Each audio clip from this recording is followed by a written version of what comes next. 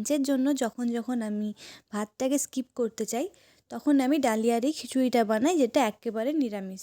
তো সাদা তেল দিয়ে, তোমরা চাইলে সরষের তেল ইউজ করতে পারো, আমি যেহেতু এটা মানে আমার ডায়েটের জন্য বানাই তার জন্য সাদা তেল দিই একদমই অল্প। সাথে দিয়েছি ক্যাপসিকাম, গাজর, ফুলকপি, তোমাদের কাছে যা যা সবজি অ্যাভেলেবেল থাকবে তোমরা দিতে পারো। এদিকে 1 কাপ ডালিয়া আর 1 কাপ মুগের ডাল নিয়ে নিয়েছি, এগুলোকে আমি সুন্দর করে ধুয়ে নিয়ে রেখে দিলাম। এইদিকে ফোড়ন আর তেজপাতা, লঙ্কা, শুকনো লঙ্কা দিয়ে আর সবজিগুলোকে ভেজে নিয়েছি। একদম লাল লাল হয়ে যাবার পর দিয়ে দিয়েছি মশলাগুলো, জিরে গুঁড়ো, লঙ্কা গুঁড়ো, হলুদ গুঁড়ো আর ভাজার জন্য যতটুকু নুন লাগবে সেই নুনটা, যাতে সবজির মধ্যেও নুনটা ঢোকে আর কি, সেই কারণে আমি একদম অল্প নুন দিয়ে সবজিগুলো ভেজে নেব।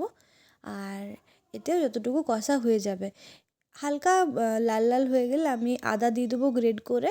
আর যদি তোমরা চাও রসুনটাও অ্যাড করতে পারো ভাজার সময়, কিন্তু আমি বলবো যে নিরামিষই করো, নিরামিষ খেতে বেশি ভালো লাগে।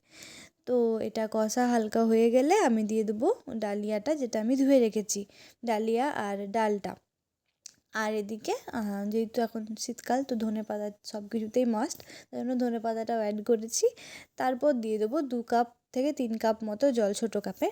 হ্যাঁ, তারপরে দিয়ে দিয়েছি স্বাদ মতো নুন, তোমাদের যতটা নুন লাগে তোমরা দেবে, আমি একদম কম নুন দিই।